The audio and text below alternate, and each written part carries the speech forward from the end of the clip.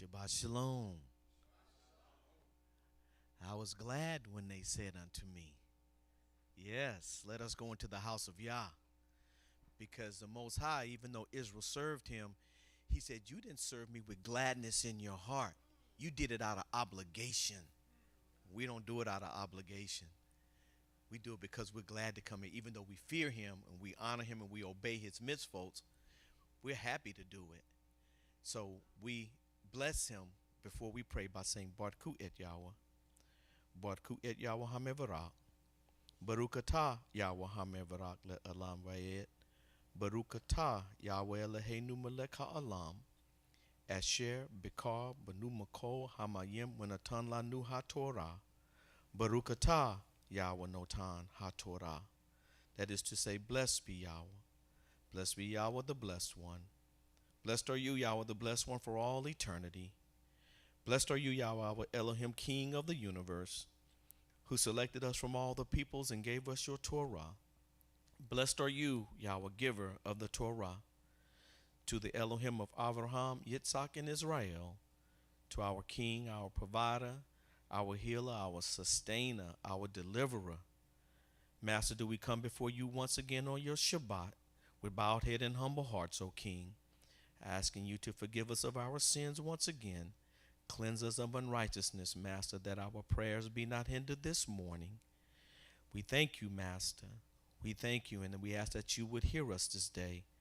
Turn not a deaf ear to our cries, Master, but that you would hear our supplications. Let the words of our mouths and the meditation of the hearts of the people that stand before you today come before you, O King. Come before you, Master, and that you would have a tender eye towards us. For we are thy people and the sheep of thy pasture. And you said that your sheep hear your voice. And you said in your word, Master, that you made the world in 6 days, and on the seventh day you rested. And that we shall also rest, and them that keep this commandment shall be in a covenant with you. And we heard you speak that, O Master, and that's why we assemble here today. We assemble, Master, out of fear, out of love, out of obedience, and we serve you with gladness in our hearts. Master, we come before your presence with singing. For we know that your truth endureth forever, and your mercy is everlasting, Master, and it is evident by us being here today. We thank you, Master, for all those that are here and the families that are represented. We are thy people, Israel, and that you would look upon us individually and look upon us collectively, O King, and that you would have mercy upon us, and that you would continue to heal our bodies. And we thank you, Master, for life, health, and strength. We thank you, Master, for food, clothing, and shelter, knowledge, wisdom, and understanding. We thank you, Master, for those that are here today. We thank you, Master, for those that may be gathered with us online today, that the distance may have been too far. They may be sick in their bodies. Master, we ask that you would look upon Sister Deb. We ask that you would continue to heal Sister Gail. For, Master, it was a joy to see her walk through the doors last Shabbat. Continue, Master, continue to heal her and strengthen her.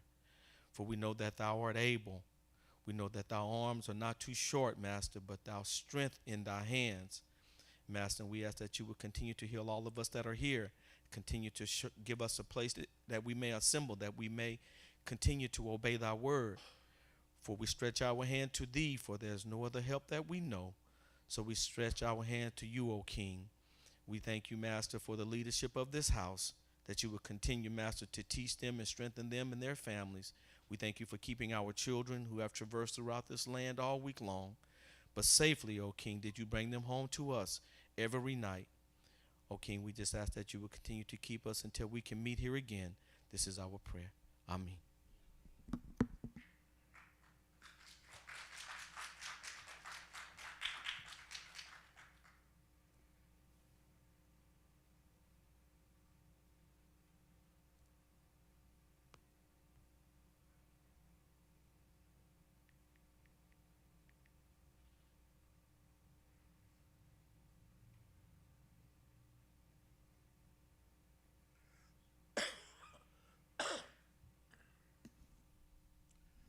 Shalom to everybody today. It's good to see all of those of you that are here gathered today on the Shabbat and made the effort to come out and to assemble as the Most High has asked us to do. We're going to read today from a place that is the Song of Love. And the writer is very passionate concerning the words that he expresses and she expresses in today's reading. Songs of Solomon, Shir Ha-Shirim, Song of Solomon, chapter number 1. Read with me if you would. The ultimate song by Shlomo. Let him smother me with kisses from his mouth, for your love is better than wine. Your anointing oils have a wonderful fragrance. Your name is like anointing oil poured out. This is why young women love you. Take me with you. We will run after you. The king has brought me into his rooms. We will be glad and rejoice for you. We will praise your love more than wine. How right it is for them to love you. I'm dark, tan, but beautiful, you daughters of Jerusalem, like the tents of Kedar, like the curtains of Shlomo. Don't stare at me because I'm dark. It's the sun that tanned me. My mother's sons were angry with me and made me look after the vineyards, but I haven't cared for my own vineyard. Tell me, my love, where you pasture your flock, where you have them rest at noon. For why should I veil myself like a whore beside the flocks of your friends? If you do not know, you most beautiful woman, then follow the footprints of the flock and let your kids graze by the shepherd's tents. My love, I compare you with my mare pulling one of Pharaoh's chariots. Your cheeks are lovely like ornaments, your neck with its string of beads. We will make you ornaments of gold and studded with silver. As the king reclines at the table, my nard gives forth its perfume. To me, the man I love is a sachet of myrrh lodged between my breasts. To me, the man I love is a spray of henna flowers in the vineyards of Eden Gede. Look at you, my love. How beautiful you are. Your eyes are doves. Look at you, so handsome, so pleasing, my darling. Our bed is greenery. Cedars are the beams of our house, and cypress the rafters. Ah, come on, y'all. Come on, you all. You may be seated. This is a reading that we could just continue to read and listen to all the beauty that's expressed by Shlomo as he compares the issues of the nation of Hebrew Israel to the Most High and how he feels about the Most High and this expression of devotion and of love. I was glad when they said unto me, let us go into the house of the Most High. I looked at the wicked, and my feet well nigh slipped. I looked at all that they had acquired. But then I came to your house and I looked, and then I understood how gracious and how wonderful it was to just abide under the shadow of your great merciful hand. There is no Elohim like ours. You all are blessed. You're blessed with knowledge, wisdom, and with understanding. I don't know if you listened to the podcast that Amore and I did this Wednesday, but we talked about healing. And the issue that I'm seeing amongst our people is the need to understand the power that resides in wisdom, knowledge, and understanding, and the power that flows out of the usage and the knowledge of the Torah. Let me just for a minute share with you these words. A lot of people are dealing with a lot of things, difficulties and thoughts, mind and anxieties and what have you. But hear the words of the Most High, Psalms 19. This is my go-to. This is another one of my go-tos. The Torah of Yahweh is perfect. What does it do? It restores the inner person. So now, if the inner person is broken down, come on now, if the inner person is broken down, if the mind, which is the conduit to the Most High, has been infected, okay? Because the mind of the human being is like the hard drive of a computer. If it gets infected, then guess what? A whole lot of garbage starts to happen throughout the whole rest of the computer, and guess what it doesn't do? It doesn't function properly. Without the Most High's wisdom, knowledge, and understanding being the source that connects to the source, which is the Spirit, because the Torah is Spirit, it's been given by the Most High, which is Spirit. Without us being connected to that, our minds can get trapped up in thought and places that affect the whole rest of the body, which can cause the body to have anxiety, stress, and not only anxiety and stress, but then we start meditating upon the wrong things. And when we meditate upon the wrong things, that gets into the hard drive of our minds, it then begins to have an effect on our being, our personal being. So the psalmist says, the Torah or the mitzvot or the teachings of the Most High is perfect. It restores the inner person. And the precepts going down of Yahweh are right. Rejoice in the heart. They cause the heart to rejoice. So if I'm restored inwardly, if my mind and the consciousness of me is lined up with the Most High, I'm going to be what? I'm going to be a happy person. Huh? I'm going to be a happy person.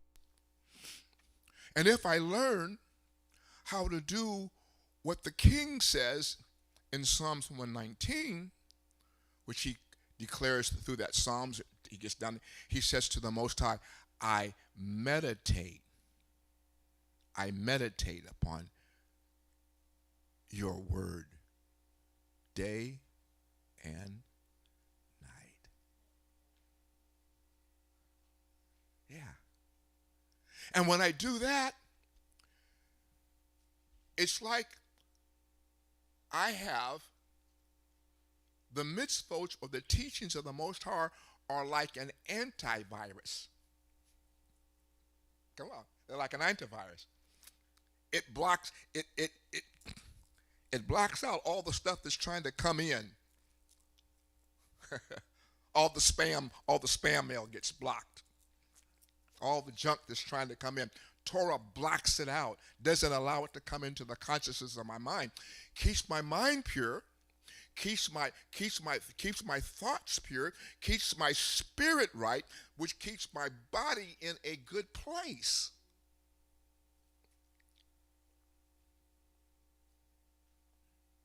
What does Torah teach me? It teaches me that if my health is off kilter, what has he given me to correct my health? He's given me the right kind of food to eat to correct the imbalances that are in my body. So, he has given us then all things pertaining to life and righteousness. If he's given us all things pertaining to life and righteousness, then he's given us everything that we need to know in this day and in this lifespan that we are in to carry us through it successfully. Huh? Yes, I need prayer. Yes, we need to hold each other up and pray for each other. But when my body's out of balance, my mind is out of balance, my thought is out of balance, the medicine is in Torah. And if I know how to use it, guess what I'll be? Physician, do what? Physician, do what? Physician, heal thyself. Is there any balm in Gilead? Is there a physician there? Yes, there is. Right here, it's in the Torah of the Most High. One of the things that we have to learn how to do is we have to learn how to block out the negative noise. The negative noise. You and I do not have time to meditate upon that which is negative, and we can't allow other people to bring their negative garbage and dump it in our house. You can't bring your garbage into my house. And in some houses, they make you take your shoes off at the door. Don't bring your dirt in my house. So we have to let people know I'm not going to be your dumping ground. Whatsoever things are pure, whatsoever things are right, whatsoever things are lovely, whatsoever things are of a good report. I'm borrowing from across the street because that's not in our text. But if there's any virtue, then let me think and meditate on those things. Let me think on that which is good, that which is right, that which is perfect, that which is lovely. Oh.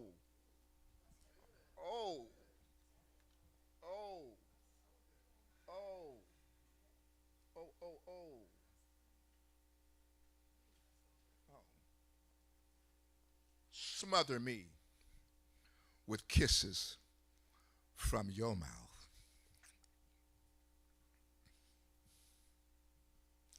Most High, smother me with kisses from your mouth. Let me lay my head upon your bosom. Let my thoughts be your thoughts. Let my ways be your ways. For in you I find joy.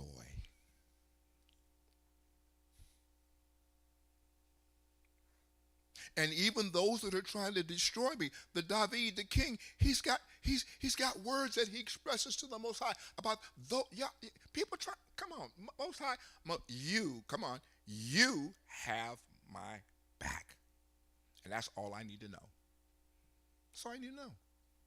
I can make it as long as I know the Most High's got my back. But he can't have my back if I am not Obedience is the key. I have to obey him in order to know that in any day, any time, any place, that the Most High has my back. I have to search myself. Oh, wait a minute. Am I in line? Am I in line? Because now I'm looking at things, and maybe some things that are coming up on me because I'm not lined up with the Most High. Israel always prevailed when she was in right standing with the Most High. When she wasn't,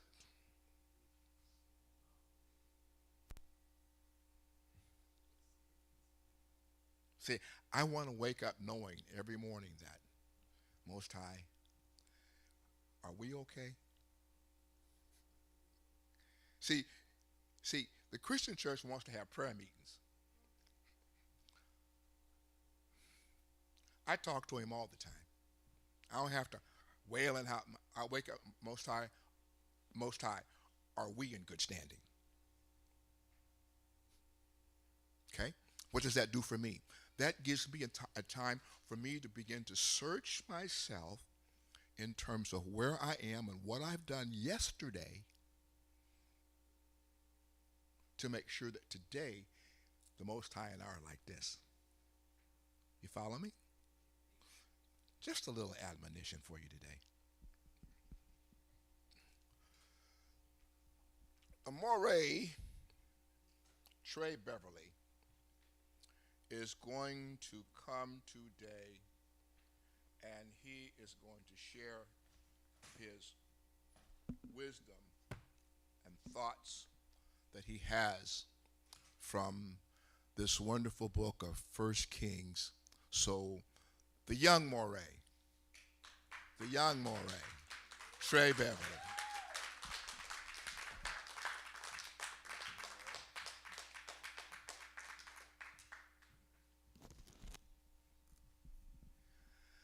I call these young men because they remember so much. And this one up here, I don't know about him. He's become a walking Bible.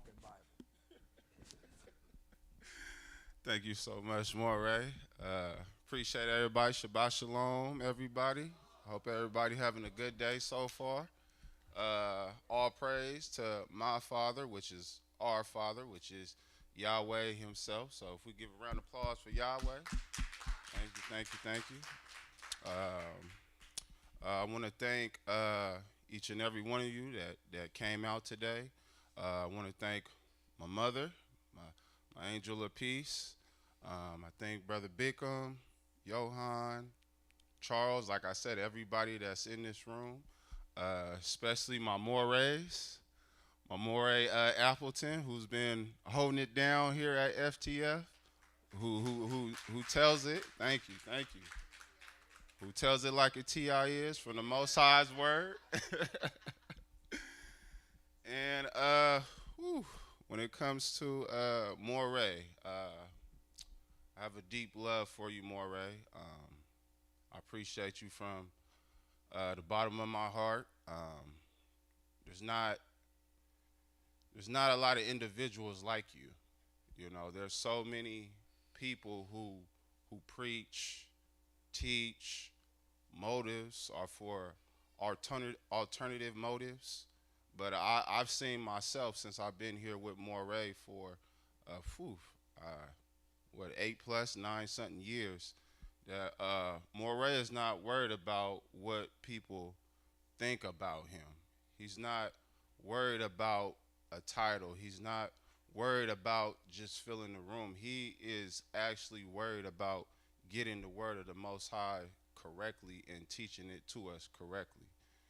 And, you know, that may seem like a small thing, but when you go out in this world, you'll see that there are a lot of people who are claiming to represent the Most High's word, and they're not really worried about what the Most High says.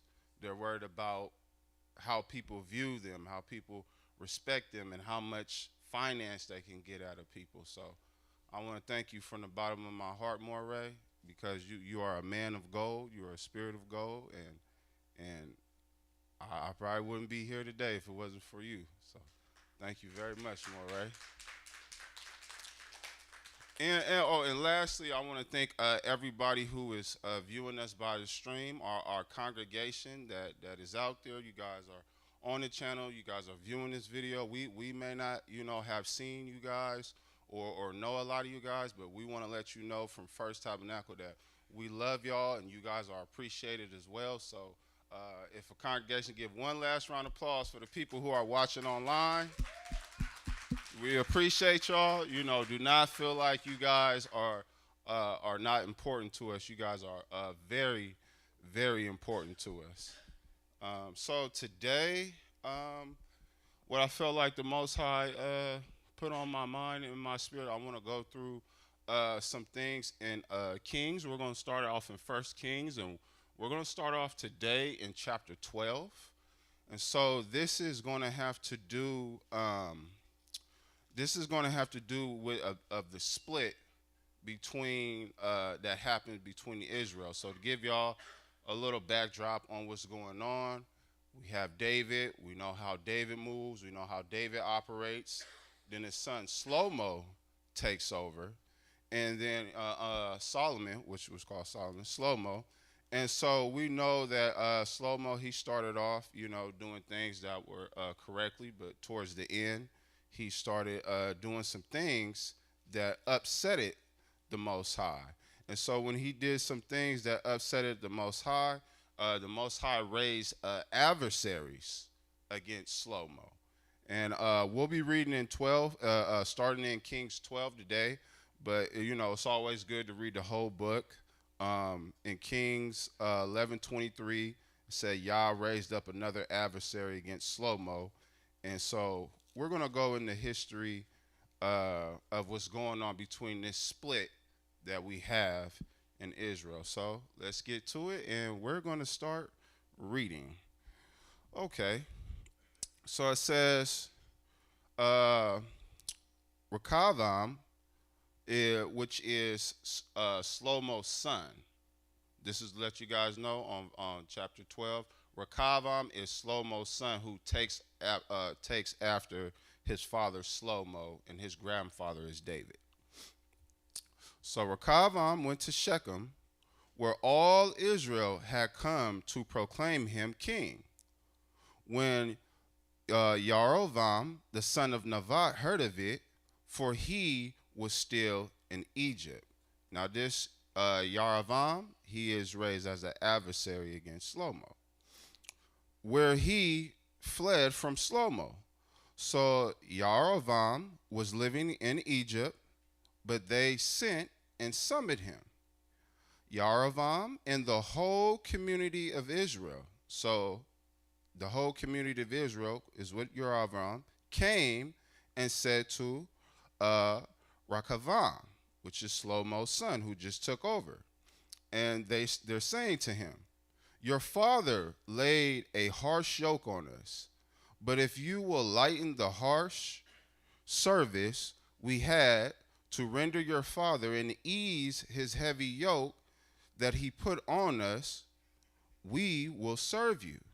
He said to them, leave me alone for 3 days and then come back to me. So the people left. King Rechavam consulted the older men who had been in attendance on Shlomo his father during his lifetime and asked, what advice would you give me as to how to answer these people?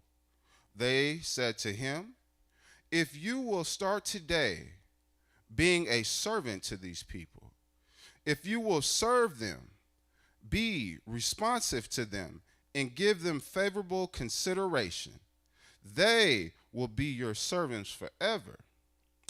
But he didn't take the advice of the older men gave him.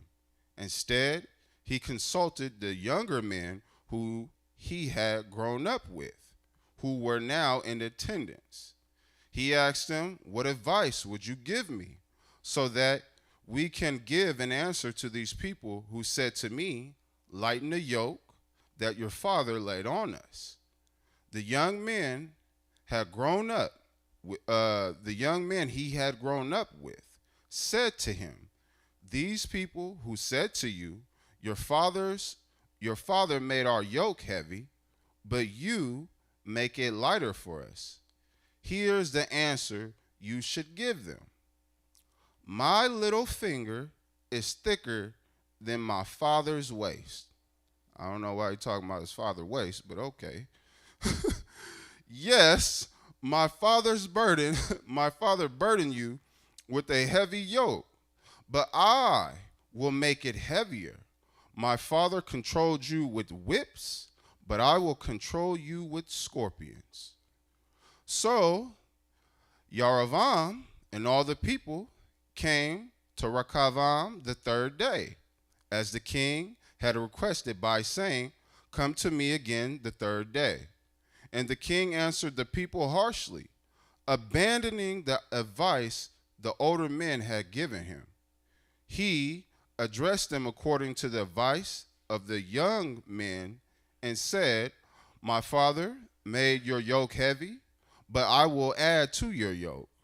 My father controlled you with whips, but I will control you with scorpions. So the king didn't listen to the people, and that was something Yah had brought about. And we'll talk about that part a little bit later.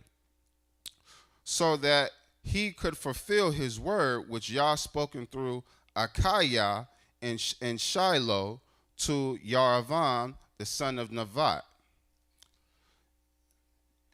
When all Israel saw the king wasn't listening to them, the people answered the king, do we have any share in David? We have no heritage in the son of Yeshai. Go to your tents, Israel. Care for your own house, David. So Israel left their tents. But as for the people of Israel living in the cities of Yehuda, Rekavam ruled over them.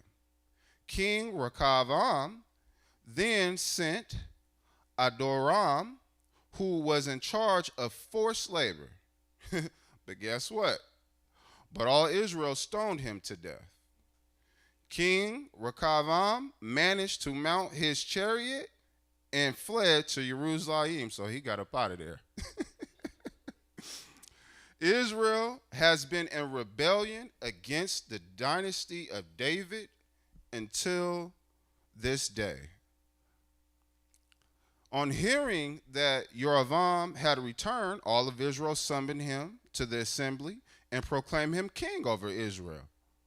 No one followed the dynasty of David except the tribe of Judah. And this is one spot where you got to kind of read between the lines sometimes with this English, because it says right here, it says, no one followed the dynasty of David except the tribe of Yehuda. But this next verse is going to make me question it a little bit, because let's see right here. Rekavam answered in Jerusalem, he assembled all the house of Yehuda and the tribe of Benjamin. So that's where I'm like, okay, well, it seems like he has still has some pull with Benjamin as well. 180,000 select soldiers to fight the house of Israel and bring the rulership back to Rekavam, the son of Shlomo. But this word of Yah came to Shemaiah, the man of Yah. Speak to Rekavam, the son of Shlomo, king of Yehuda, and to all the house of Yehuda and Benjamin, and to the rest of the people. Tell them that this is what Yahweh says. You are not to go up and fight your brother, the people of Israel. Every man is to go back home, because this is my doing. Praise to the Most High on this. They paid attention to the word of Yah and turned back. Yahweh, as Yahweh had told them to do. Then Yaravam built up Shechem in the hills of Ephraim and lived there. After that, he left and built up Penuel. Nevertheless, Yaravam said to himself, now pay attention to this, because this is where we're going to start to see more about this individual's character. Now the rulership will return to the house of David, For if these people continue going up to offer sacrifices in the house of Yahweh in Jerusalem, their hearts will turn back to their Lord, Rechavam, king of Yehuda. Then they will kill me and return to Rechavam, king of Yehuda. So again, there's this split, and since there is a split, Rechavam, who is by himself with Yehuda, the people are still going to Jerusalem because that's a commandment that they have to do to give their sacrifices to Yah. And Yaravam he's upset by this because he feels like you guys keep going to Jerusalem, you guys are going to turn on me. Verse 28. After seeking advice, the king made, oh my goodness, 2 calves of gold and said to the people, you have been going up to Jerusalem long enough. Here are your gods. And Brother Beacom, if you could pull up for me Exodus 32, and you can start at verse 1, please.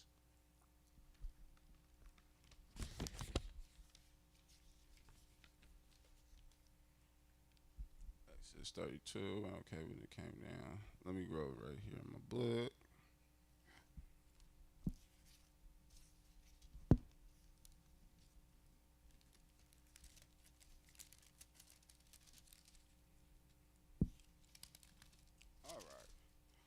All right. So in Exodus 32, this is the situation where it tells you right here when the people saw that Moshe was taking long to come down from the mountain, they gathered Aharon and said to him, "Get busy and make us gods to go ahead of us."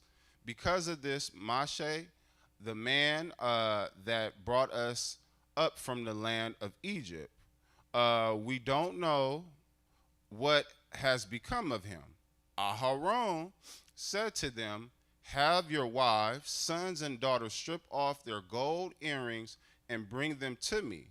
The people stripped off their gold earrings and brought them to Aharon. He received what they gave him, melted it down, and made it into the shape of a calf. So I brought this up because you can see that Yehoram, he's making this golden calf, which was an error that was already made in our previous history. So I just want to show you guys that. Israel, who now I'm back in 1 Kings chapter 12. I'm right here in 28. After taking advice, the king made 2 calves, gold, and said to the people, you have been going up to Jerusalem long enough. Here are your gods, Israel, who brought you out of the land of Egypt. Now, we know that ain't true. He placed one in Bethel and the other in Dan. And the affair became a sin, of course, because Yah did not tell him to do this. For the people went to worship before the one in Bethel, all the way to Dan to worship the other. He also set up temples on the high places and made Kohanim from among all the people, even though they were not descendants of Levi. Now we know that's breaking the mitzvah right there, because to be a Kohanim, you have to be the descendant of Levi. And it just says right here, he just said what? He said, he also set up temples on the high places and made Kohanim from all the people, even though they were not descendants of Levi. So he's not listening to the Most High's commandments. Yavam instituted a festival. Not Yah, not no order by Yah, but himself. Yavam instituted a festival in the 8th month on the 15th day of the month, similar to the festival held in Yehuda. He went up to the altar of Bethel to sacrifice to the calf he made. And he placed in BTL the Kohanim he had anointed for high places. He went up to the altar which he had made, set up in BTL on the 15th day of the 8th month, on the 8th month, in the month which he had chosen on his own. So again, he's not being ordered by the Most High. He's doing things that he wants to do. And instituted a festival for the people of Israel. He went to the altar to burn incenses. Now, these ain't the incenses that we want to burn. Okay, y'all. So this is where it's gonna start. It's gonna start getting juicy now. Okay, let's get to it. Yeah, chapter 13. Let's see. Make sure. I read it. Okay. Yep. Going over most. Okay. Yep. Let's get to it. So, just then, as Jeroboam was standing by the altar to burn incense, a man of Yah came out of Yehuda. Now, I don't know the name of this man of Yah. It just says a man of Yah. A man of Yah came out of Yehuda, directed by BTL. Now, mind you, BTL is also one of the places that Yeroboam has made these calves. By the word from Yahweh. And by the word from Yahweh, he cried out against the altar. Altar, altar. Here is what Yah says. So again, get the setup. Yeroboam, he's here. He's burning these incense to this altar that Yah is not telling him to do. And now a man of Yah is being ordered by the Most High to come to him where he's at and prophesy against the altar that he's burning incenses to. And he says, altar, altar, here is what Yahweh says. A son will be born to the house of David. His name will be Yoshiahu, and on him he will sacrifice the Kohanim of the high places who burn incense on you. They will burn human bones on you. That same day he also gave a sign. Here is the sign which Yah has decreed. The altar will be split apart. The ashes on it will be scattered about. When the king heard what the man of Yah said, how he denounced the altar of BTL, Yeroboam took his hand away from the altar and said, seize him. But the one hand he stretched out against him shriveled up, so that he could not draw it back to himself. Also, the altar was split apart and the ashes scattered from the altar. So he literally just told him right here, he just said that this sign would happen about the altar would be split apart and that these ashes would be scattered. But as soon as he gave him that sign, it happened basically, seems like it happened like right away. Okay. Also, the altar was split apart and the ashes scattered from the altar according to the sign which the man of Yah had given by the word of Yah that he just spoke. The king then responded to the man of Yah, ask now the favor of Yahweh your El. He said, pray for me that my hand will be restored. That's what I said. I was like, man, I don't know if I would have did that one. Yeah. Man, now look, now watch how this story going end too. This is something else. Okay. So he prayed for me that my hand will be restored to me. The man of Yah prayed to Yah, and the king's hand was restored to him. And because and became as it had been before. The king then said to the man of Yah, come home with me and refresh yourself, and I will give you a reward. He trying to kick it and turn up with him. But the man of Yah replied, I don't know, probably. But the man of Yah replied to the king, even if you give me half of your household, I will not accept your hospitality, nor will I eat food or drink water in this place. Now listen to this key part, because this is a key part right here that we need to remember. For this is the order I received through the word of Yah. Don't eat food or drink water, and don't return by the road you took when you came.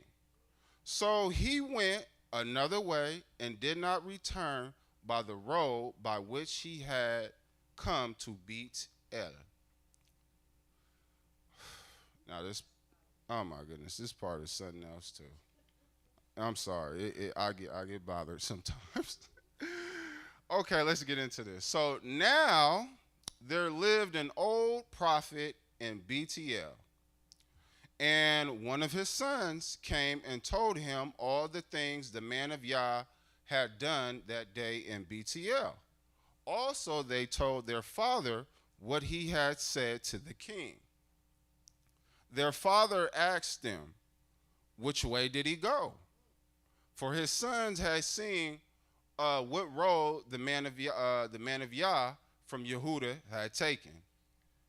He then said to his sons, saddle the donkey for me.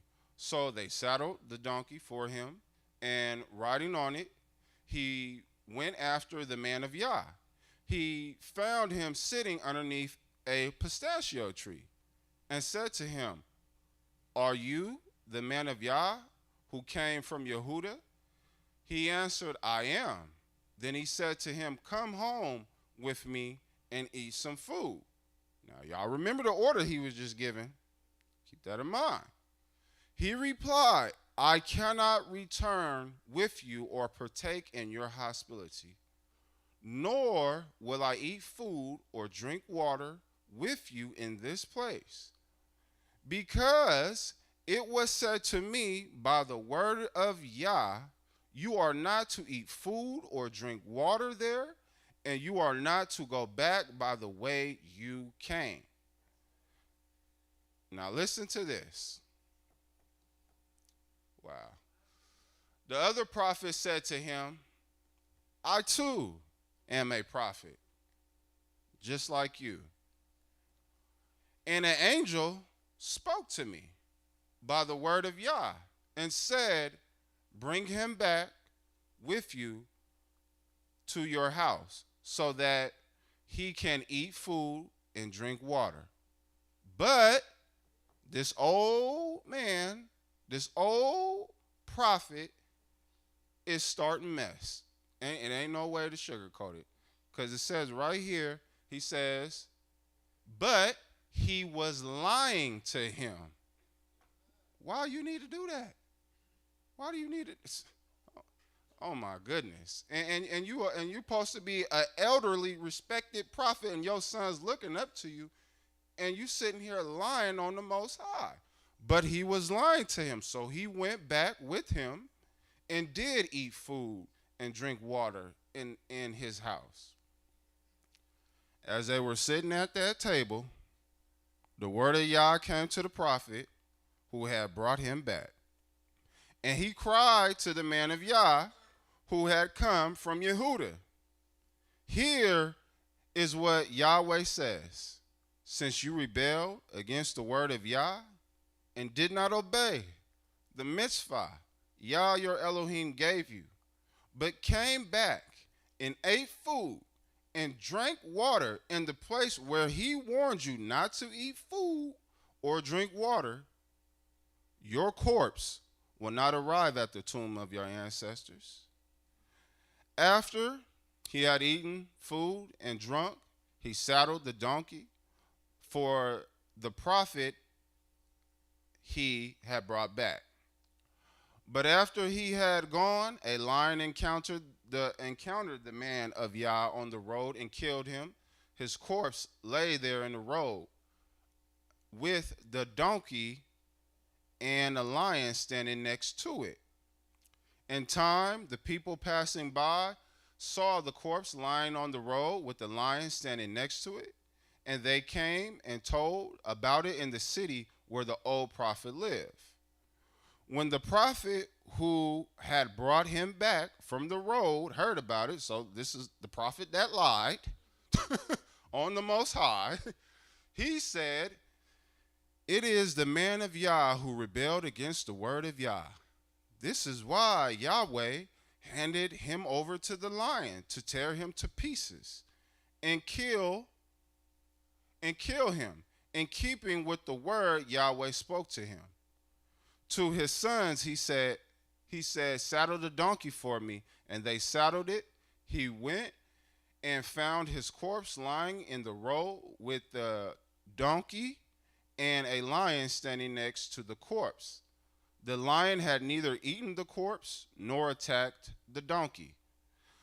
The prophet picked up the corpse of the man of Yah, laid it on the donkey, and brought it back to the city where he lived to mourn and bury him. He laid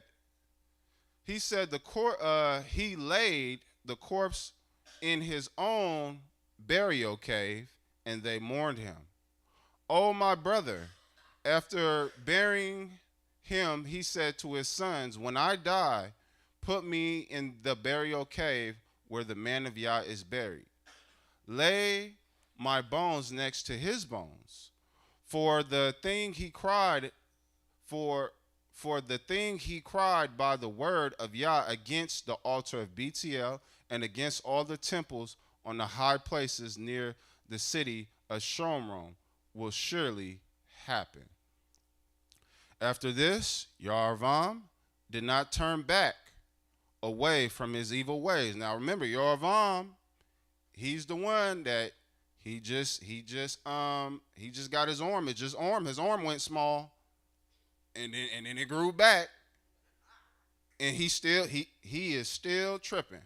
It said it right here. He said he did not turn back from his evil way, but continue appointing Kohanim for the high places from among all the people. Again, it's supposed to be just Levi. He consecrated anyone who wanted to be a Kohanim of the high places. This brought sin to the house of Yerovam that would eventually cut it off and destroy it from the face of the earth. So we definitely can see in that chapter right there how one of the things that stood out for me is the importance of our elders and the importance of listening to the Most High, even if somebody tells you the opposite. Because the other prophet, he was an elder.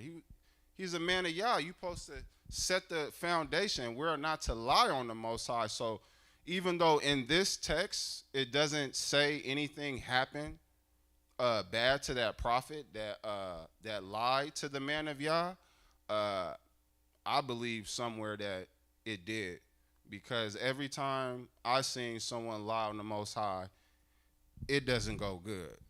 You know what I mean? So elders, please,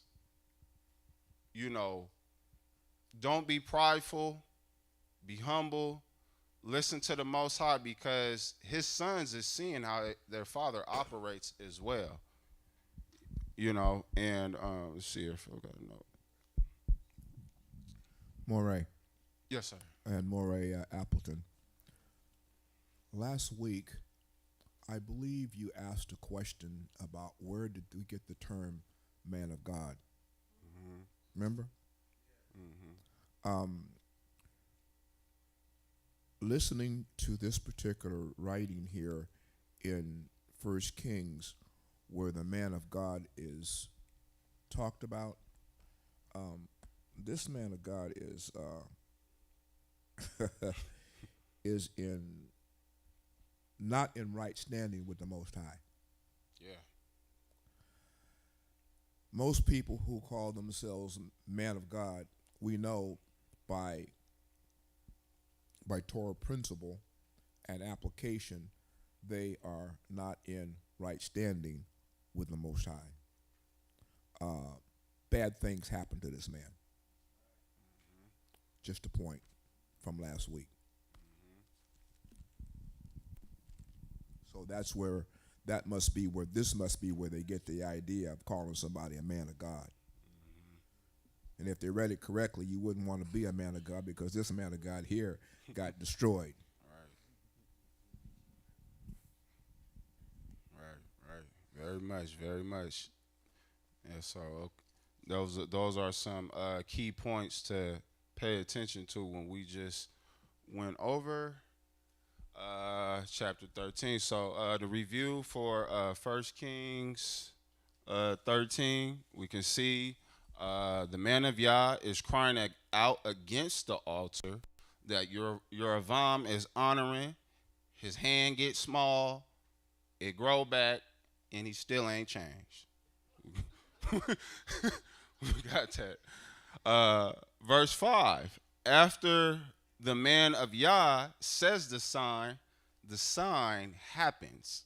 And then by the text, it's like it just happens immediately. So I just thought that was so beautiful. Verse 9. Man of Yah is told by Yah not to eat food or drink water. He is fasting. But clearly we see he did not listen. Verse 26, it says, did the prophet with sons forget he lied and said, Yah said, when Yah didn't say, which is a sin. So that's why I went over, guys, with you guys. Even though the text doesn't say his punishment, I can about guarantee you it was there somewhere. Something happened to him. Okay, so let's go through. We are in chapter 14 now, and it's got some good things that we're going to see in 14. Okay. At this time, Aviah, the son of Yaravam, remember, little hand grew. That's him. His son fell ill. Yaravam said to his wife, please come and disguise yourself so that you won't be recognized as Yaravam's wife. Okay, let's see how that goes. And go to Shiloh. Achiah, the prophet, is there, the one who said that I will be king over these people. Okay, so what verse is that? That's verse 3. Let me let's see here. Okay. Yeah, we keep going. I'll go back to it. We're all good. Okay. And he says to Achiah prophet, Achiah the prophet is there, the one who said that I would be king over these people. He says, take with you 10 loaves of bread, some cakes, and a jug of honey, and go to him. He will tell you what will happen to the boy. He most definitely will. Yeravam's wife did this. She set out, went to Shiloh, and arrived at the house of Achiah, who is the prophet. Now Achiah could not see, because his eyes were dim with age. Yahweh had told Achiah, Yeravam's wife, Yahweh had told the prophet Achiah, Yeravam's wife is on her way to you to ask about her son who is ill. You are to tell her thus and thus. Moreover, when she comes, she will be pretending she's another woman. So this is beautiful to me, because just being tuned in with the Most High, you know, it seems like, you know, Achiah, he's probably just, maybe he's at home just relaxing or doing whatever he's doing, and he's able to get and receive an accurate message from the Most High, which is beautiful. Let's see here. Answers wife, and she'll pretend she's, says, when Achiah heard the sound of her feet as she was coming in the door, he said, enter, wife of Yeravam. Why? Pretend you are someone else. He said, and then he says, I've been given bad news for you. Go tell Yaravam, this is what Yahweh says.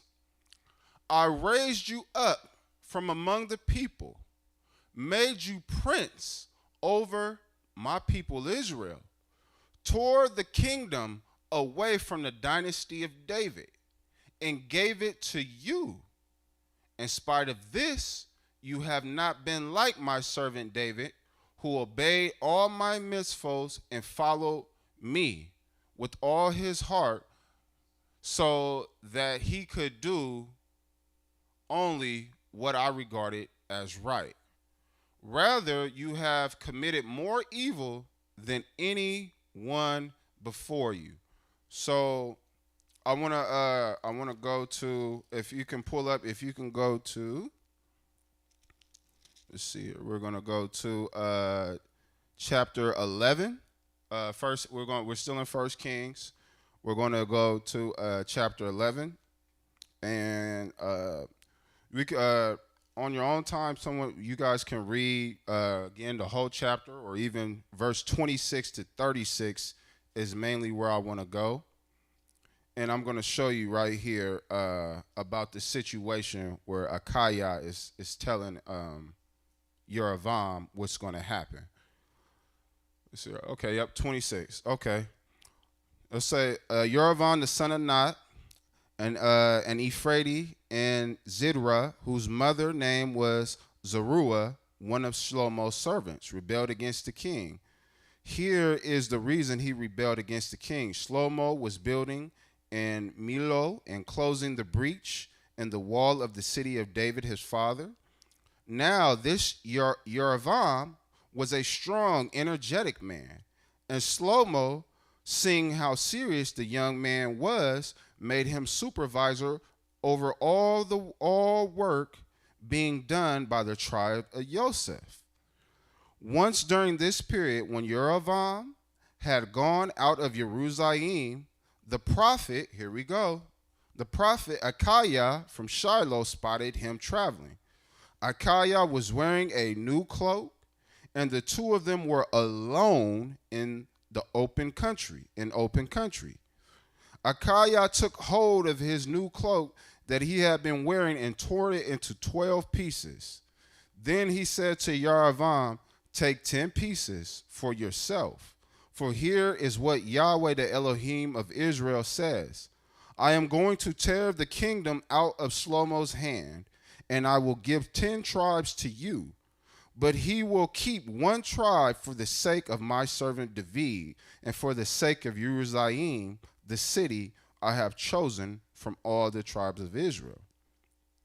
I will do this because they have abandoned me and worship Ashtaroth and the goddess of the Zidoni, Chemosh, the god of Moab, and Milcom, the god of the Ammon people.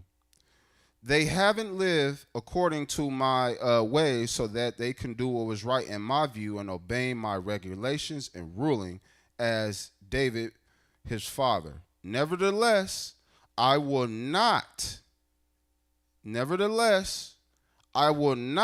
take the entire kingdom away from him, but I will make him prince as long as he lives, for the sake of David, my servant, whom I chose, because he obeyed my mitzvah and regulations. However, I will take the kingdom away from his son and give 10 tribes to you. To his son I will give one tribe, so that David, my servant, will always have a light burning before me in Jerusalem, the city I chose for myself and put my name. I will take you, and you will rule over everything you want. You will be king over Israel. Now, if you will listen to all that I order you, live according to my ways, and do what is right in my view, so that you observe my regulations and mitzvahs, as David, my servant, did, then I will be with you, and I will build you a lasting dynasty, as I built for David. And I will give Israel to you for this offense. And he says, I will trouble David's descendants, but not forever. Because of this, Shlomo tried to kill Yerovam. But Yerovam roused himself, fled to Egypt, to Shishak, king of Egypt, and stayed in Egypt until the death of Shlomo. So I wanted to read that part to you right there, because when it said over here in chapter 14, when it says he tore the kingdom away from the dynasty of David and give it to you, he's letting them know that, like Most High saying that David was always going to stay with his one tribe, but Yerovam, he had the opportunity to be king over the other tribes as well. But because he did not listen to the Most High, you know, it's a different situation that happens in this story. Okay, so where I was in 14 and 9 is where I stopped. Okay, let me get there. 14 and 9. Okay, cool. It says, rather, you have committed more evil than anyone before you. You went and made other gods for yourself and images of cast metal to make me angry. But me you shoved behind your back. This is Most High talking. Therefore, I will now bring disaster on the house of Yerovam. I will cut off every male of Yerovam's lineage, whether a slave or free in Israel.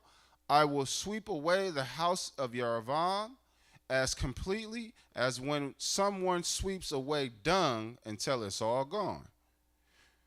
If someone from the line of Yerovam dies in the city, the dogs will eat him. If he dies in the countrysides, the vultures will eat him. For Yahweh has said it, so get up and go home. When your feet enter the city, the boy will die. All Israel will mourn him, and they will bury him. He is the only one of Yerovam's lineage who will lie in a grave, because he alone in the house of Yerovam has in him an element of good towards Yah, the Elohim of Israel. Moreover, Yahweh will rise up for himself a king over Israel, who at that time will cut off the house of Yerovam. And what will Yah do now? Yahweh will strike Israel until it shakes like a reed in the water. He will uproot Israel from this good land which he gave to their ancestors and scatter them beyond the Euphrates River, because they made sacred poles for themselves. Thus,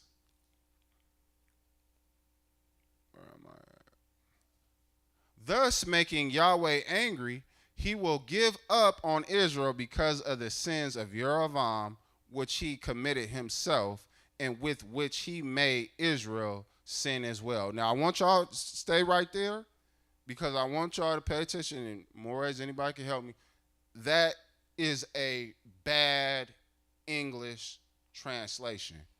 And which part I'm talking about? It says right here, it says he is talking about Yah. Yah will give up on Israel because of the sins of Yerovam. Did Yahweh give up on Israel after this account? No, he didn't. So that's why, knowing scripture, paying attention to the translation, it pays off, because we all know that Most High did not give up on Israel. Okay. Which he had made Israel sin as well.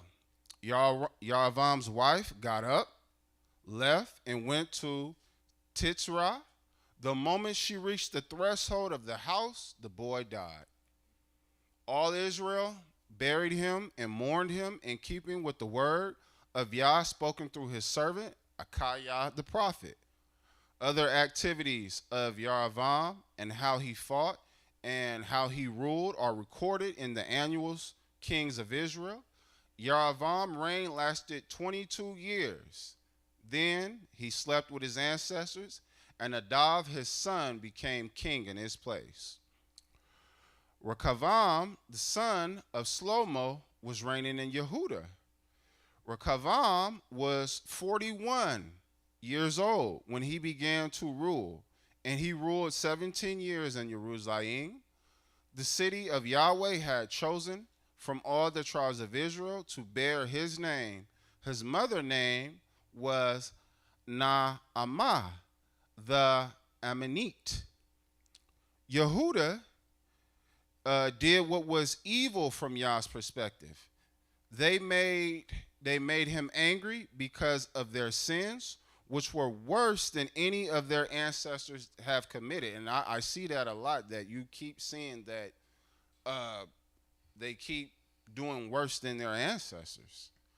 For they erected high places, standing stones, and sacred poles on every hill, on every high hill, and under every green tree.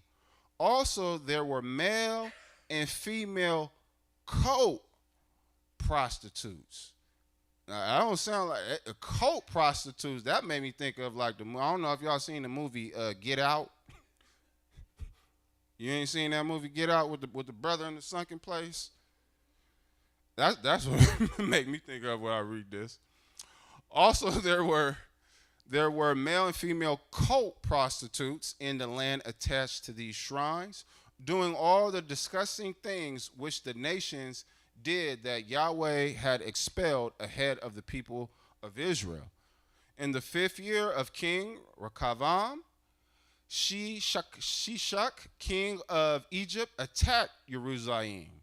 He took the treasuries in the house of Yahweh and the treasures in the royal palace. He took everything, including all the gold shield Shlomo had made. To replace them, King Rechavam made shields of bronze, which he entrusted to the commanders of the contingent guarding the gate to the royal palace.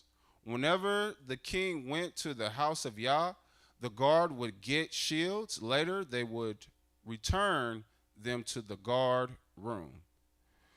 Other activities of Rechavam and all his accomplishments are recorded in the annuals of the kings of Yehuda. But there was continual war between Rechavam and Yaravam.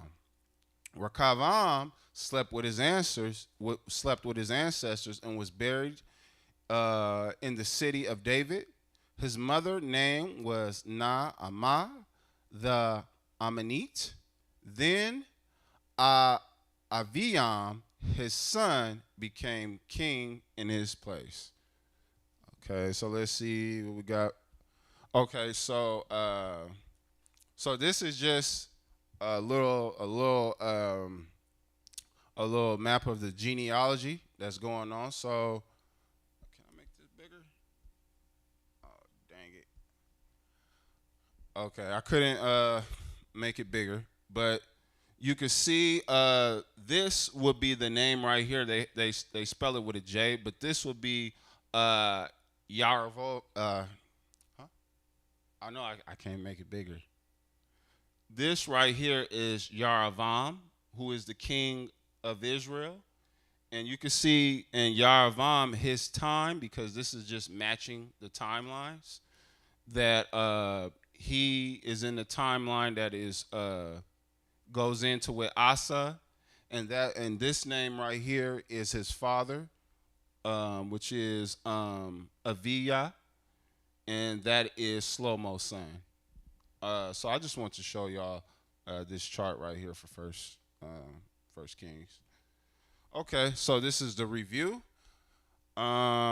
We just went and read right here after verse 8. I went to 1 Kings chapter 11, 26 to 36. So we got the backdrop on the prophecy that Achiah gave to Yaravam. It's interesting to me because this is just something I thought of, and I could be wrong, but this is something that I thought of. In verse 14, it says, "Made other gods for yourself," and it made me think, like, was he making gods that people already prayed to, or was he trying to be manipulative and literally making a god and telling people that this is a god? And I thought about, if he did do something like that, what would be the benefits of it? So I put right here, control, being a CEO of a god. Like, if you made a god and all the things that were going on, and you were saying, oh, this god is doing it for you, but it's really you doing whatever you're doing, manipulation. If you made a god, what benefits would it have? Well, it wouldn't have no good ones with Yah, but when you are a manipulative spirit, this is something that they might do. Verse 16, that's where we went over definition. Not best English translation, saying Yah will give up on Israel because the sins of Yaravam. And we all know that is true, because Israel keeps going. Moray, Yes, sir. I want you to hold that point right there in verse 16. I want to go back to it. Okay. It's not a erroneous translation. You have two kingdoms. You have the kingdom of Israel. You have the kingdom of Judah. The kingdoms are split. What has taken place here is that during this particular time in history of Israel's relationship with the Most High and the sins that have been committed by Yeravan at this particular point in time, the Most High has given up on them because of their continuous activity of doing that which is wrong. So the time frame of his giving up them is within a period of time. He hasn't given up on them totally. Right. So if it would have said he's given up on them totally, then that would have been different, but he's not saying that. The Most High will let you do you. He will let you do you. And if you continue to do you, in which that you work in opposition to what he's saying, he will let you do you, which means that he has given up on you. Now, Israel has an opportunity to repent. When Israel repents, she comes back in right standing with the Most High. So if we're saying that verse 16 is a bad English translation because we know that the Most High doesn't give up on Israel, he doesn't give up on Israel, but in this particular situation of their sin, he's saying, I'm going to let you do you. So the translation is not bad. Okay. Well, okay. So we could just agree that he'll give up on him for periods, but he won't. It's a period of time. Period of time. Yes. Okay. So yep. Good. Okay. Cool.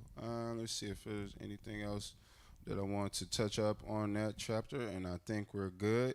And now we are going to end up going to one of my favorite. Oh, let's see. Oh yeah, I got this part too. So looking at the research, Rekavam, mother, family, are descendants of Lot, Abraham's nephew. So Rekavam, he comes, Slomo, his father, and then he has his mother family again, yes, comes from the descendants of Lot. So I want to show the connection on there. And verse 22, Yehuda and Israel both commit more wicked sins than any of their ancestors before them. So that's something that's just to keep in mind too when we're reading was going on, it seems like Israel just kept getting worse and worse. Okay. All right, here is the good part. Now we're going. Oh, I might as well not show y'all that yet. All right, let's go to. We're in 15. Okay, yeah, cool. 15 is gonna have some good points in here.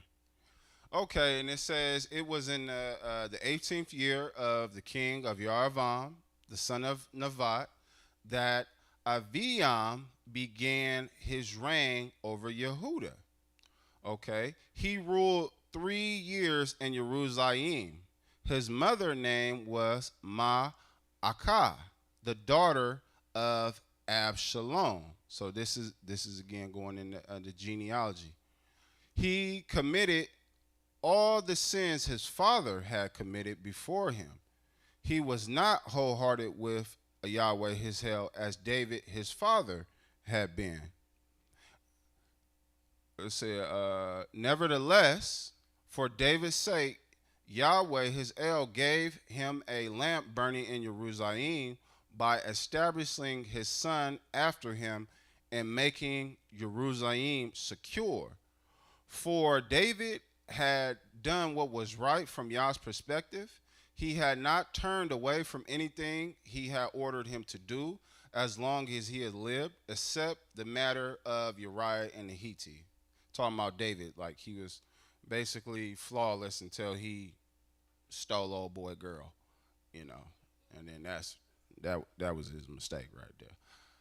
Okay, and it says there was war between Rechab and Yaravam as long as he lived. Other activities of Aviam and all his accomplishments are recorded in the annual kings of Yehuda, but there was war between Aviam and Yaravam. Yaravam slept with his ancestors, and they buried him in the city of David.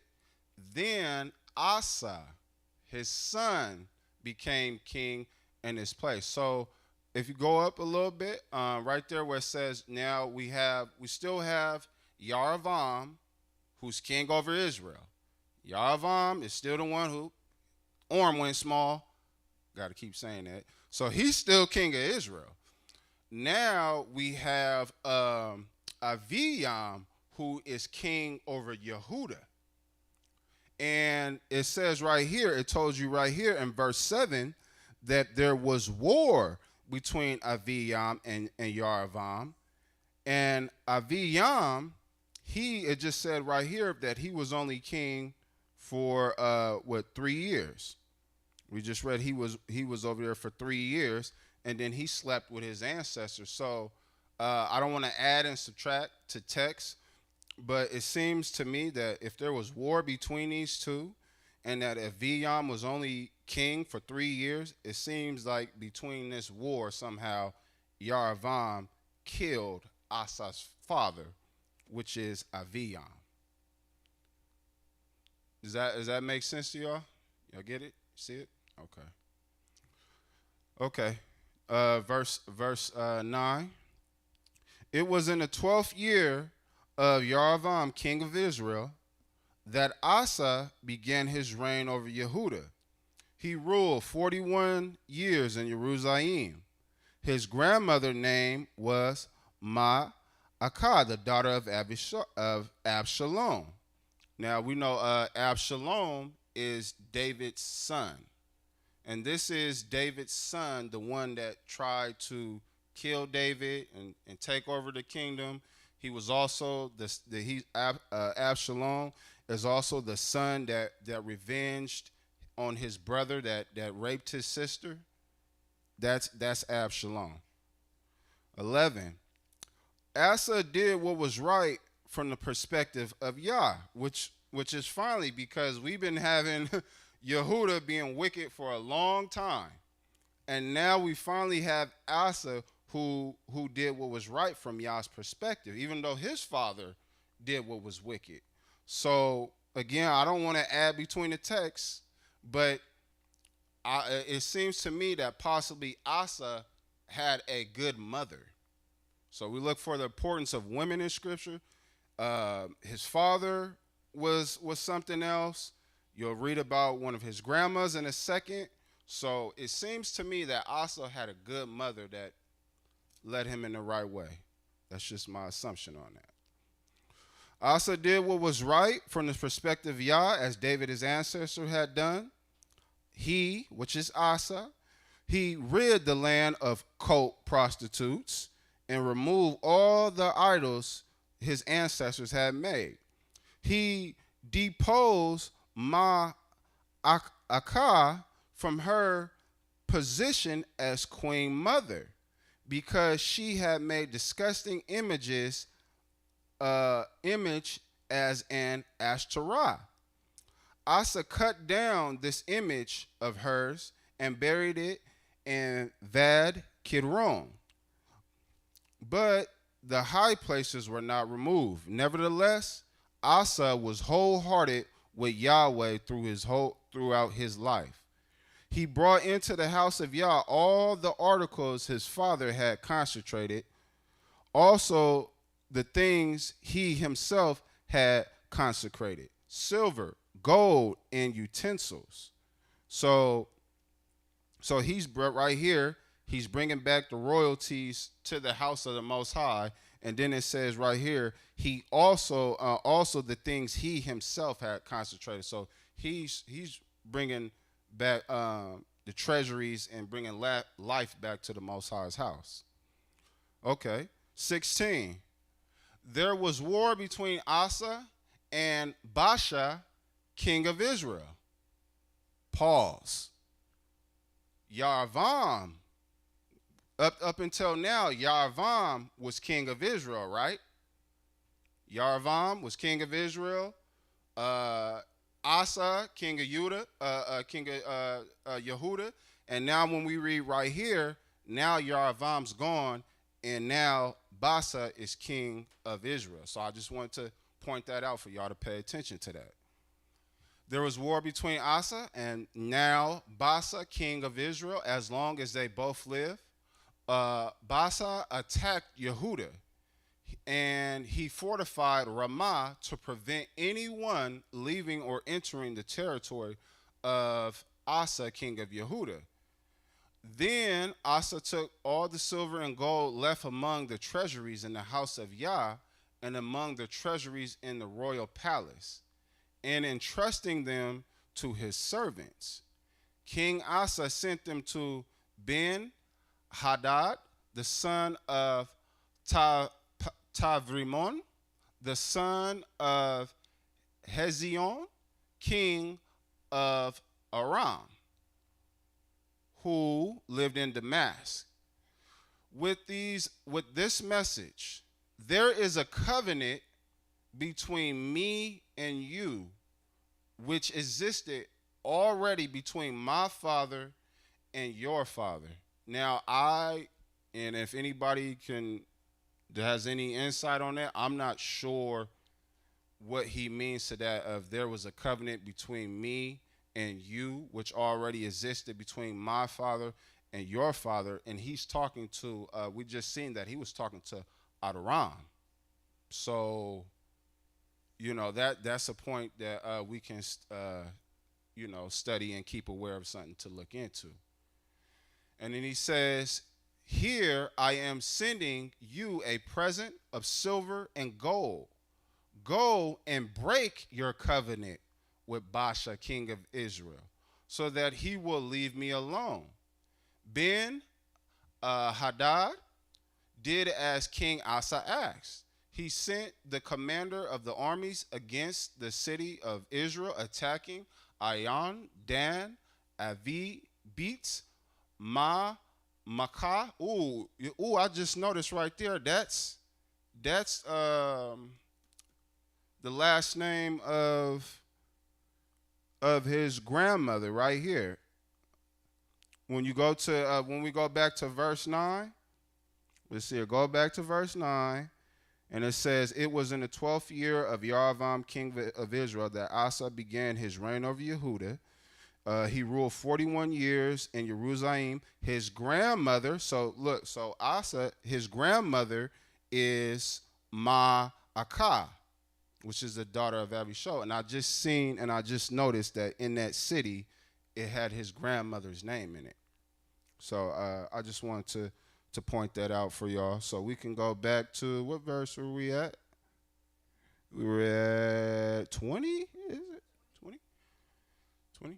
Okay, cool. So Ben-Hadad did as King Asa asked. He sent the commanders of his armies against the cities of Israel, attacking Ion, Dan, Avi, Beat, Ma'akah, and all of Kinrat, and all the land of Naphtali.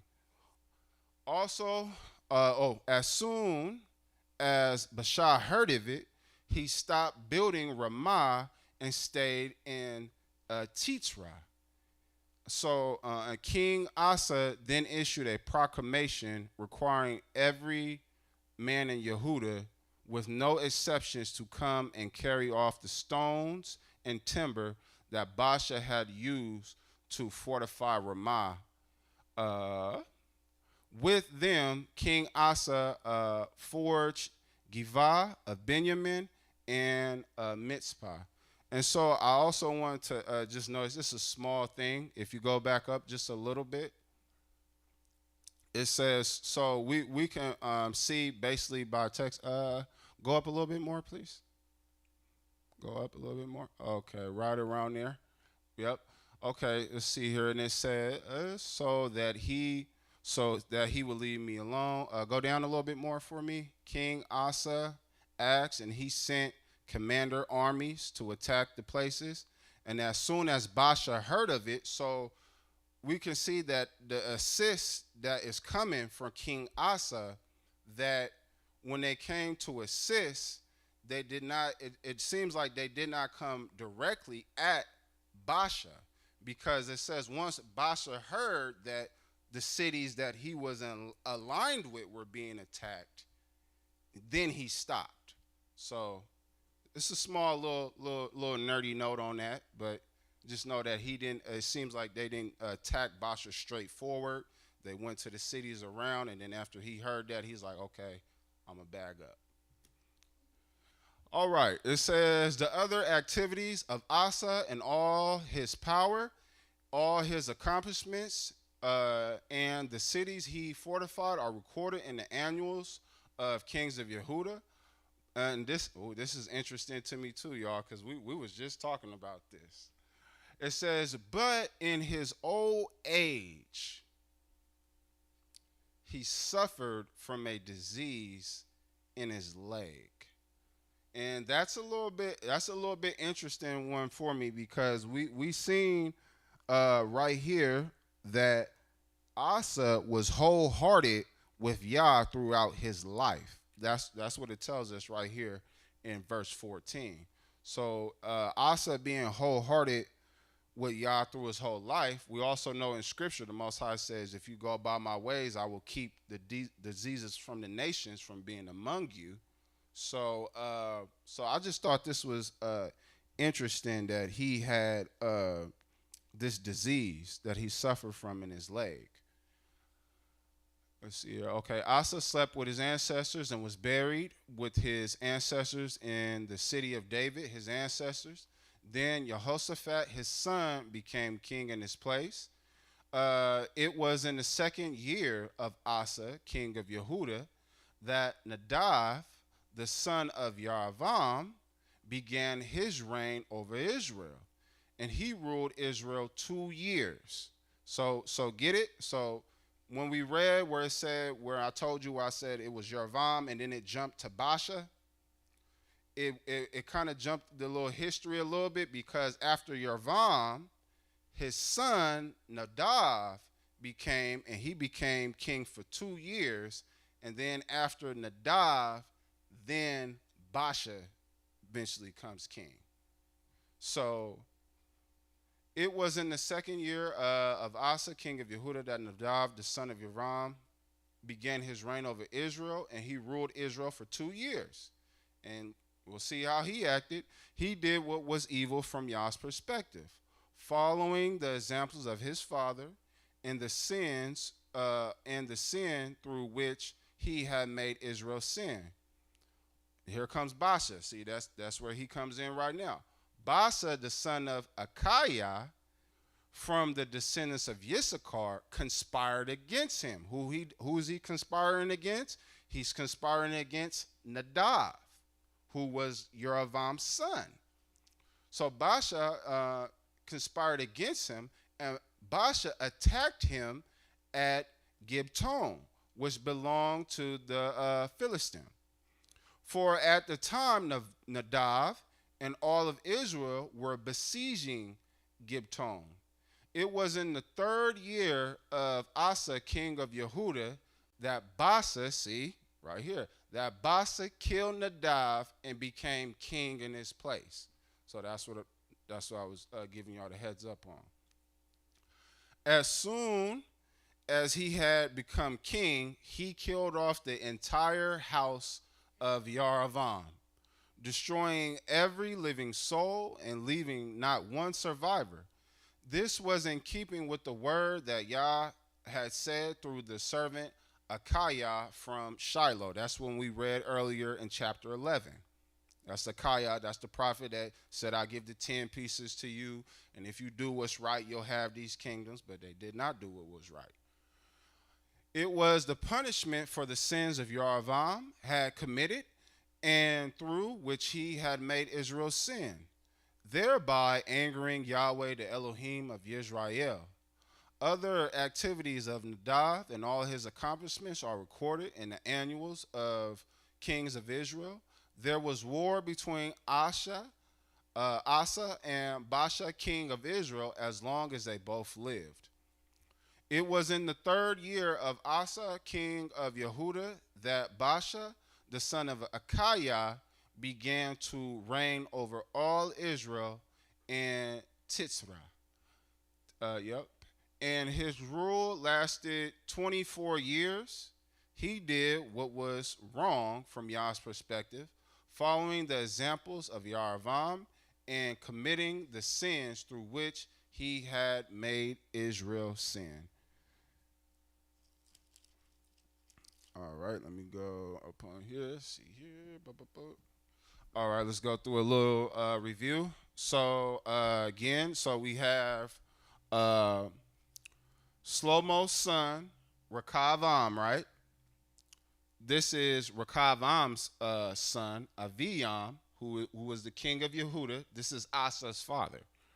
And we have right here the mother, like we read, his mother was Absalom's daughter. We know Absalom was one of David's sons. And then we have Ma'akah. That's the grandmother. Absalom is son of King David. Yep, I just said that. And right here, this is what I told y'all earlier. Did Yeroboam kill or have killed Asa's father? And the reason why I said that, because this is Asa's father right here. And Asa's father was in war with Yeroboam. But the war between Yeroboam and Aviam was only in the war for 3 years, and then he dies. So that's why I'm like, it seems to me Yeroboam killed Asa's father in the war, and that's how he died, and the father only reigned for 3 years. Okay.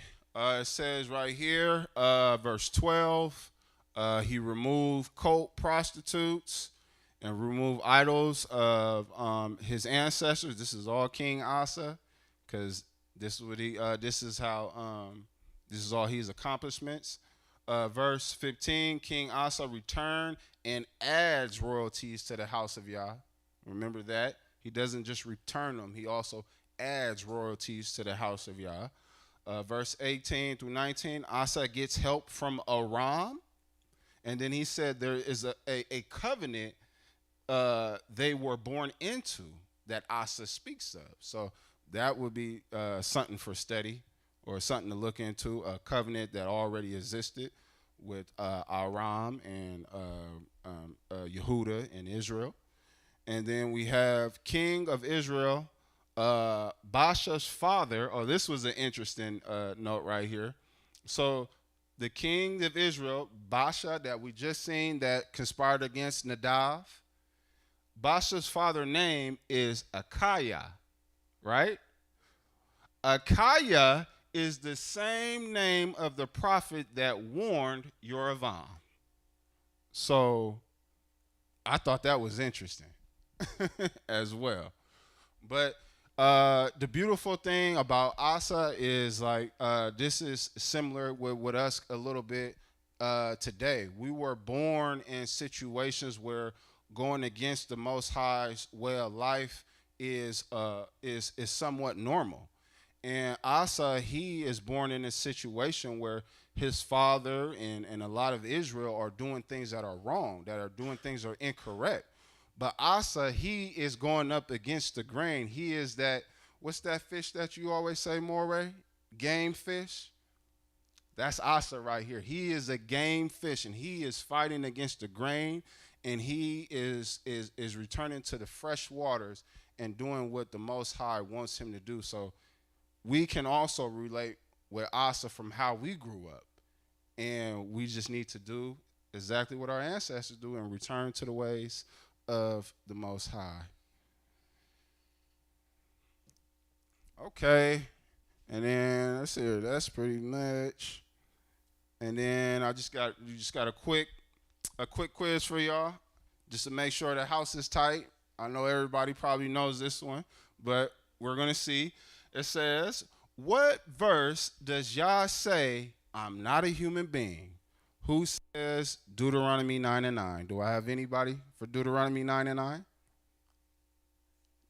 Nobody for Deuteronomy 9:9? Okay. Did the Most High say, don't go looking and cheating, y'all. Don't go looking and cheating now. Don't do that now. What about Exodus 15:12? Y'all, okay. I got 3 of them that said that's in Exodus 15:12. Okay. What about Hosea 11:9? Do I got anybody that say Hosea 11:9? I got Johan. Okay, that's good. Anybody else? Hosea 11:9. We only got one. All right. Who says Joel 2:7? Do I got anybody? Any takers? You gonna say Joel? Okay, we got from Joel to a second. Okay, the question was, what verse does Yah say I'm not a human being? Okay, remember your answers. You got them? Let's get it. Booyah! Hosea 11:9. You might as well bring it up, my brother Johan, for they can read it themselves. Bring out the receipts.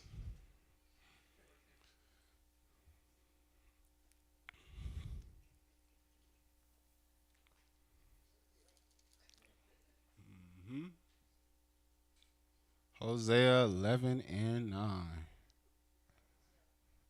Okay, it says right here, I will not give vent to the fierceness of my rage. I will not return to destroy Ephraim, for I am the Most High, not a human being, the set apart one amongst you. Bam. So have that one locked on your head, y'all. This is Hosea 11:9. When they're talking about Most High human being, don't go storying. Don't tell no story. I used to get popped if I said lie. You know what y'all old school people lie like a cuss word. Pop, quit saying lie, quit cussing. Like, what you talking about? Yeah, well, I'll say it now. You know, my grandma old now. What you gonna do? All right, y'all. That's pretty much my presentation for the day. We can see that there is a lot to learn from. We just went from 1 Kings. We did 4 chapters today, y'all. We went to 12, 13, 14, and 15. So we've seen a lot of the points of like with our elders. Elders, remember how important you are. You know what I mean? Don't, and especially you a representative of the Most High, don't go lie on the Most High. That whole situation where that prophet of Yah, the man of Yah, how that went about, that could have been avoided. The older prophet shouldn't have came up and lied to him. Yes, sir. Just a point, Moray, is that but the original prophet knew the word of Yah because he had spoke to him just like we do. Mm-hmm. Yes. So the book of Davarim, I believe, says that he's gonna test you. So the scriptures doesn't say that the Most High sent him to test him, but he was tested. Yes. He was tested in obeying the word of the Most High, and he failed. Yes. And that's why you see his punishment in his failure in his disobedience. Yeah. We don't hear anything about the older prophet because we don't know if the Most High sent him to test him or not. But I will say that the Most High does say in his word, woe to him who has said and I have not said. Right. But that's why it's important for us to know the word of the Most High and to be obedient to his commandments or his mitzvot. Very, very good. Because yes, being firm and listening to what the Most High says over what somebody else told you, because he did. That older prophet that lied, I mean, he did come kind of convincing. He told him, hey, the angel of the Most High told me it was all right. So he probably thinking like, oh, I could trust my brother. He's a prophet too. He's with the Most High too. Why would he lie? No, this is a test, and we can see that when we are in situations like that, y'all, just stick with what the Most High told you. You know what I mean? So this is a very key example of that. And we also seen over here how we had to split with Israel when all he had to do was just lighten the load. That's it. All he had to do was lighten the load and be good to his people. But for him not doing that, now we have the split of Yehuda and all of Israel, and now they're about to go fight each other. Thank the Most High that they decided not to fight each other because they actually listened to the Most High on that one.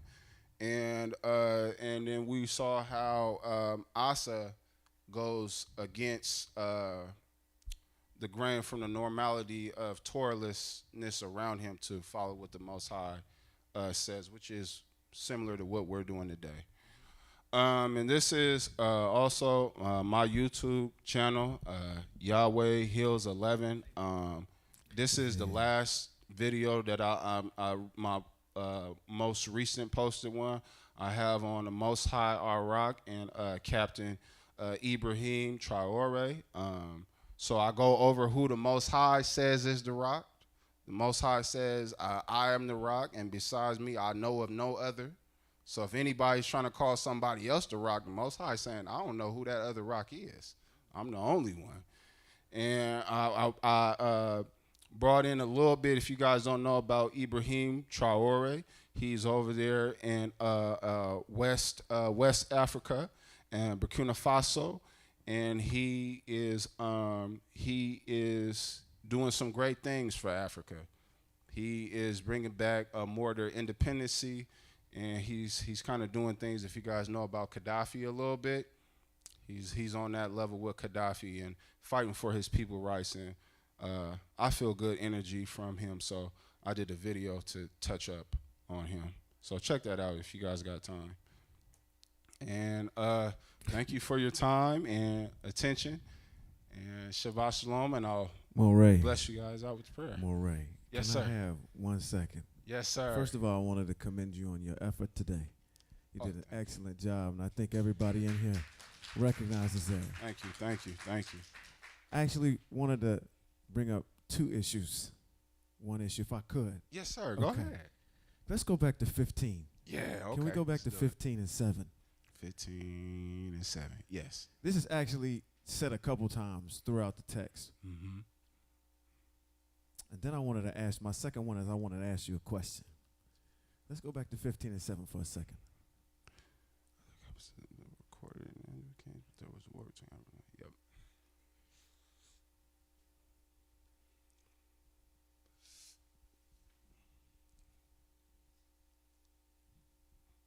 Okay. 15 and 7. It says, and oftentimes when we talk about being Hebraic, we're talking about our text. I'm bringing this out to let everybody understand so we don't go by this, that we see this. It says, other activities of a VM and all the accomplishments are recorded where? In the annuals of the kings of Yehuda. Do we have that book? No. No. No. So there are books that are referenced inside of the Hebrew text that we do not have access to. We don't have them all.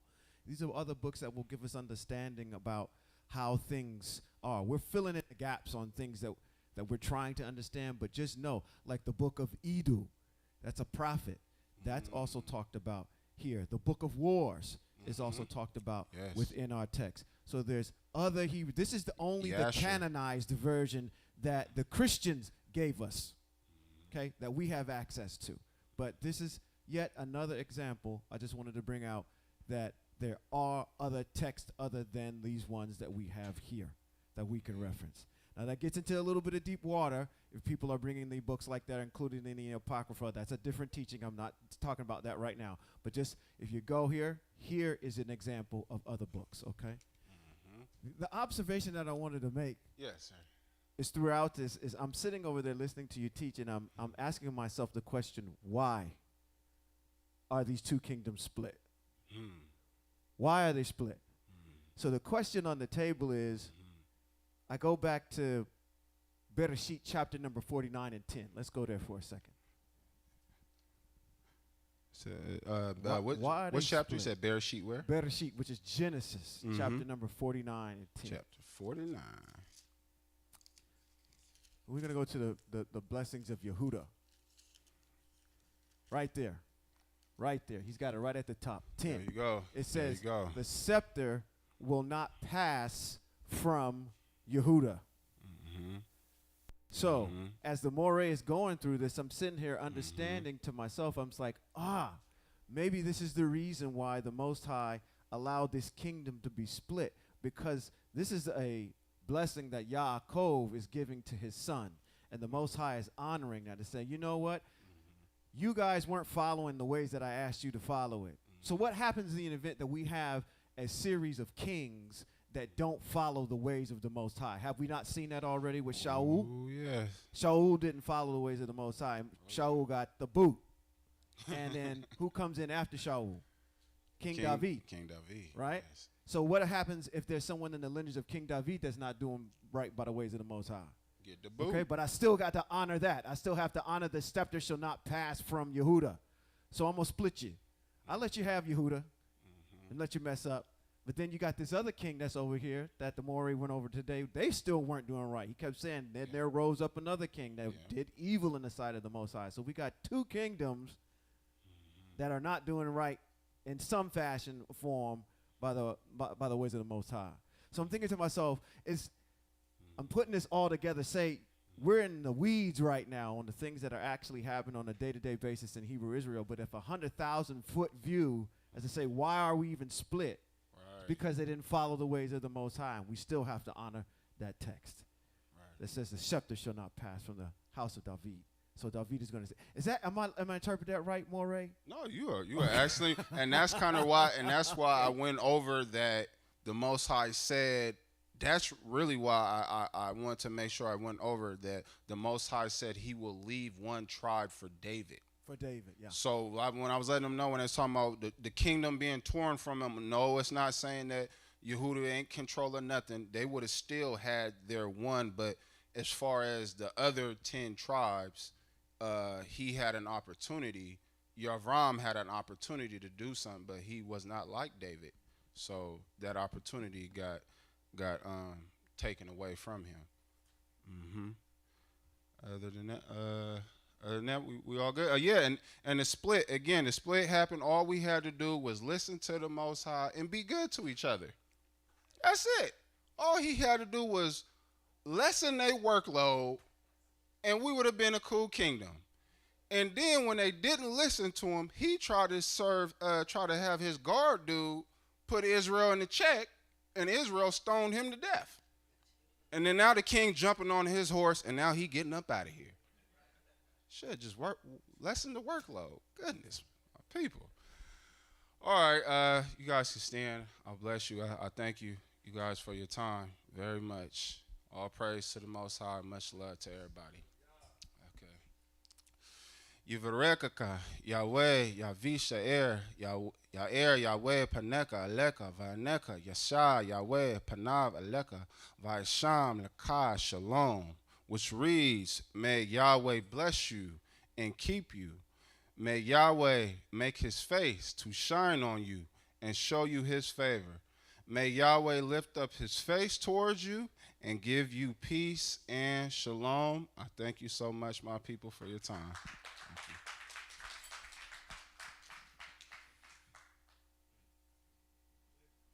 Okay.